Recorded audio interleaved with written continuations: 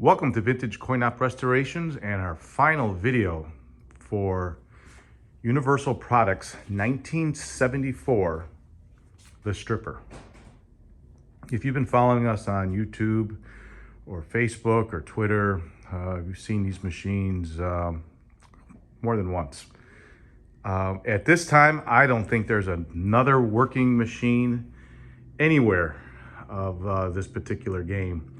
And I say that just because there are so many issues down the line that just, even by not playing it, it would eventually just not work. And they came to us both non-working, but mostly complete. One of them had a cabinet that was completely gone, and one we were able to put back together and call it one of the nicest originals out there. And I would say maybe probably the only original out there that is in this kind of condition. There's quite a few blemishes on the, what it is it's not exactly melamine, and it's not a particle, it is a particle board, but what's on here, what you're looking at, is like a contact sticker. Just a vinyl sticker, heat or glued onto very bad, crumbly particle board. And you can just imagine if it ever was in water, it would just suck it up like a sponge, and that it did. So we did have to add a couple things like that strip on the bottom. You'll see it also in the front. Those were the places where this particular machine got most of the abuse, and just not possible to repair or match this vinyl sticker to the way I wanted it to.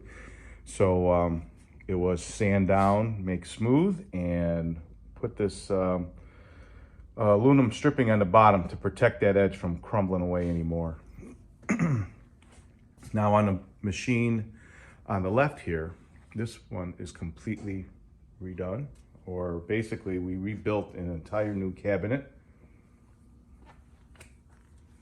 So as you can see, it's just absolutely gleaming here.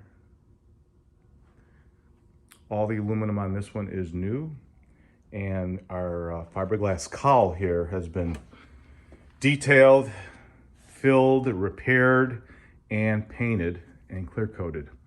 So that's why you're getting that really high glare on this unit here.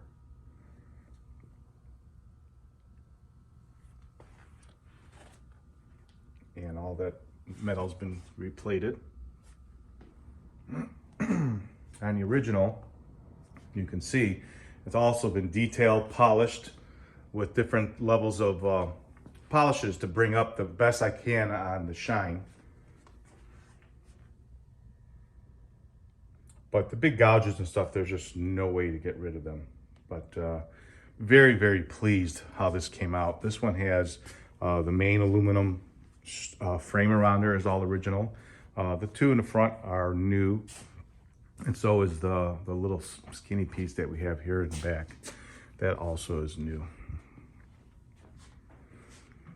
But they came to us not working, and they didn't look like this. So we had cosmetic work, mechanical work, electrical work. There were motors that were not working, so we had to replace motors. And the one part of this machine that's kicked my butt, as you can see here, what are all these parts? Let's zoom in on some of them. These are multiple units of Kodak's E2 carousel slide projector. And over here we also have some Potter and Brumfield. These are, they call them, people call them ice cubes. They're basically relays inside a ice cube, let's call it. And that part was for the machine itself that we had issues. So wherever I could find them, I bought them. So we have a couple extras here, even including the bad. I would not want to throw them out. I could not repair them, but you never know. So yes, we have, the machine is run on a Kodak E2 slide projector. And here I'm going to lift it up so you can see it. I need two hands.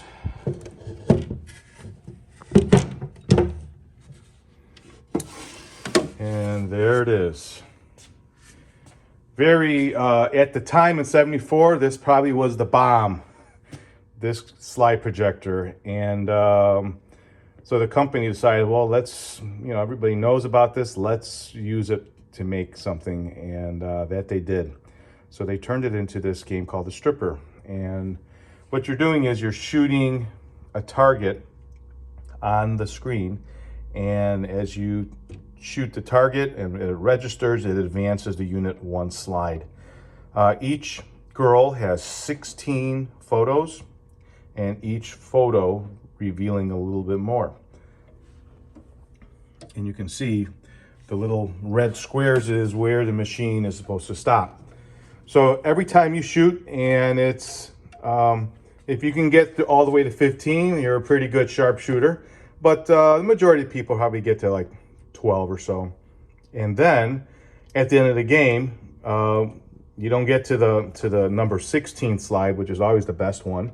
The machine, when it turns off, the lamp goes off, but the machine is still powered. So what it's going to do is it advances it to the first picture inside the slide projector, drops that slide, and leaves you with number 2 up next. And you can only get there by actually shooting the target. But as you can see, I think on this one we had to replace that right motor, and there's another motor down there at the bottom. So everybody would think that this thing would just stay stationary, and you're like, okay, no big deal. But as you will see, not only does this machine, if you can see this, this cam that it goes to the actual tray table that's floating. Not only does it, go forward and backwards, the whole tray goes up and down. Great idea. Great idea for them. Hard for me to figure out and get working, but that we did. We manipulated whatever we had to do, change cams, motors, but we did get it working. And this actual cabinet, like I said, is from 1974. Pretty much patched, repaired, painted the entire inside of the unit. Everything inside here just looks pristine. Oh, and here's another little detail. What you're doing, I don't know if you can see these little pins, and they're less than a 1/16 of an inch. And you have a ball bearing at the front of that piece of plastic there. And that is what your hand, when you're lining this thing up, you're moving this thing around, trying to hit the target. Ooh, well, there you have it, that closed. The target itself is, like I said, there's 16 slides, and each picture has a target, and that target refers to a particular pin number.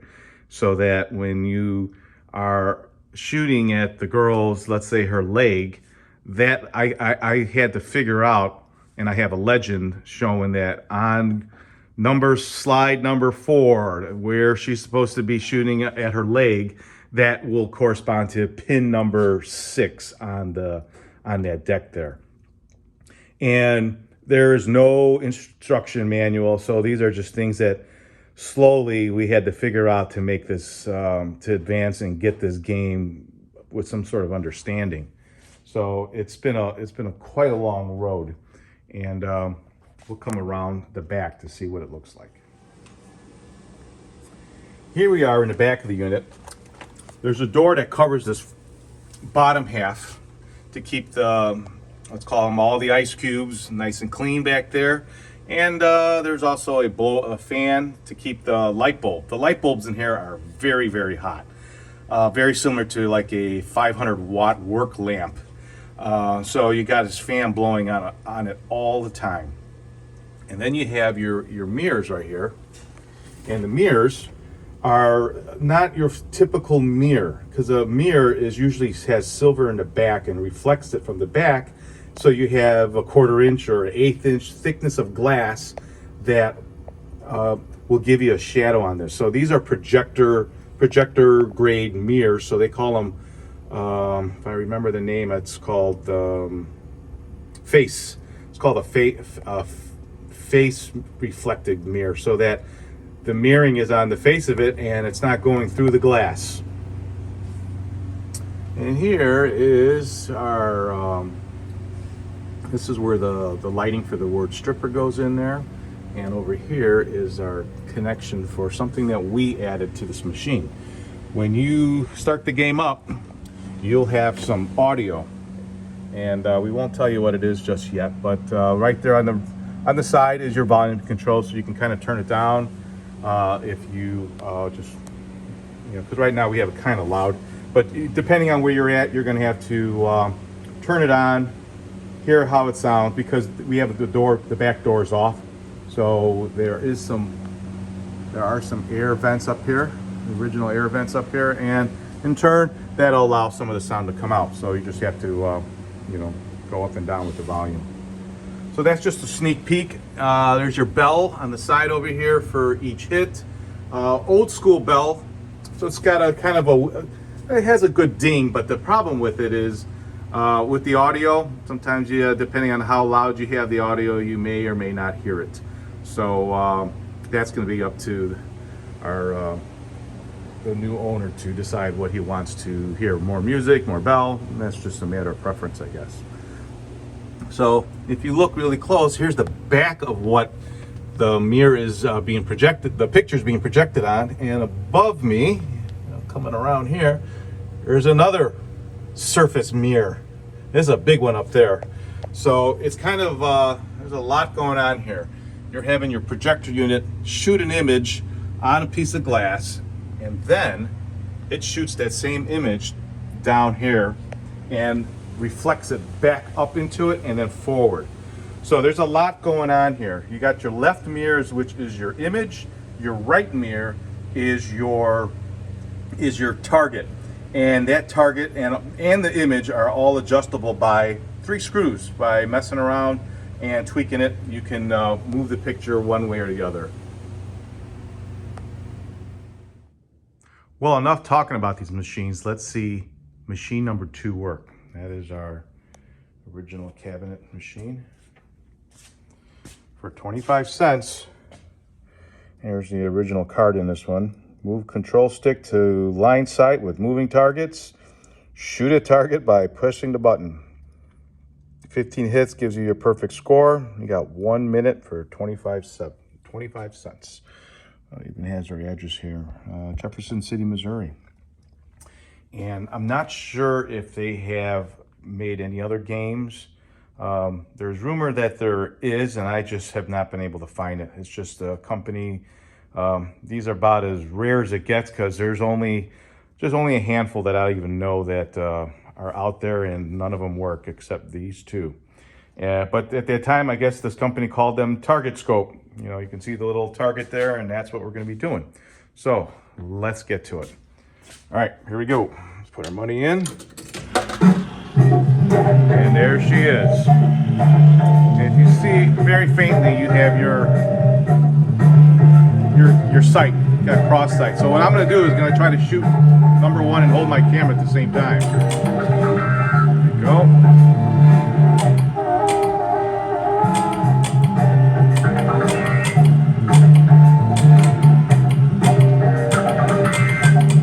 Not as easy as you might think it is. Come on, there he goes. 3.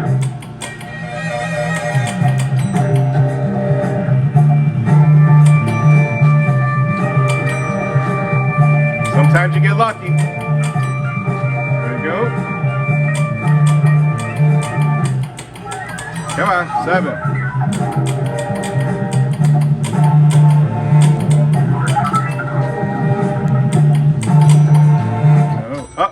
Got the slide 10. Inside, you can hear it advancing. See if I can lift it up fast enough. No, it didn't. What it just did was, the remaining slides, it advanced it to the next girl. So someone else put another quarter in here, which we will do right now. If I can grab another quarter. We'll have a new girl to shoot at, and we'll see how well I do here.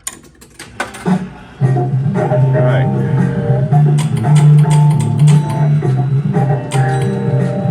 Doing better here.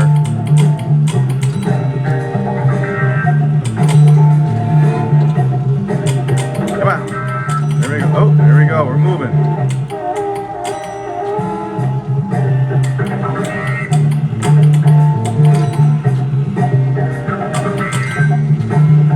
We're doing much better this time.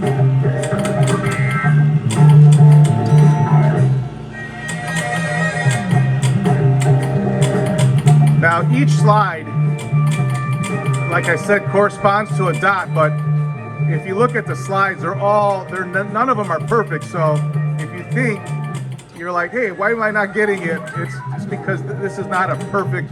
Well, we're getting there. I can't get 14. Almost. Yeah. So the slides themselves, they could have been manually put in here on that actual slide, and none of them are like perfect. But my target itself, if I were to take each photograph and line my target to the girl that's on the screen, I'm a dead on every single slide. I can, make sure it would hit perfect. But you got 16 slides, so you got to be in the neighborhood in that area. So sometimes you think you're hitting on the target, and it might be maybe a 1/16 of an inch off that you have to be on that pin that's in front of the gun that's touching that ball bearing. So like I said, it is less than a 1/16 of an inch little piece of metal that the ball bearing has to roll on to make contact. Well, let's go to game number 1. Absolutely beautiful piece here. Completely done. Do a quick walk.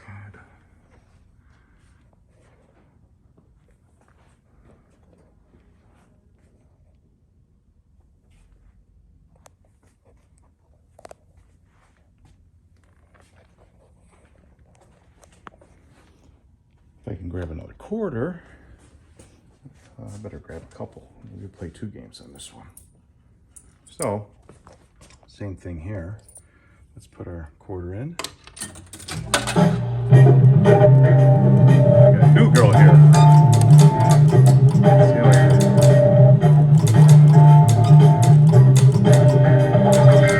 Oh boy, I can't even get past 1 here. There we go.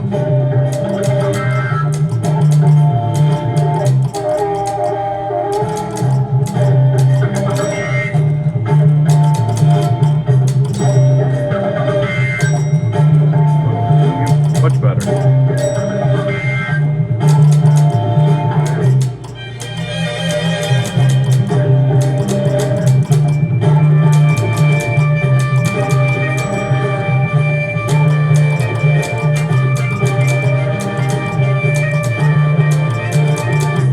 Come on.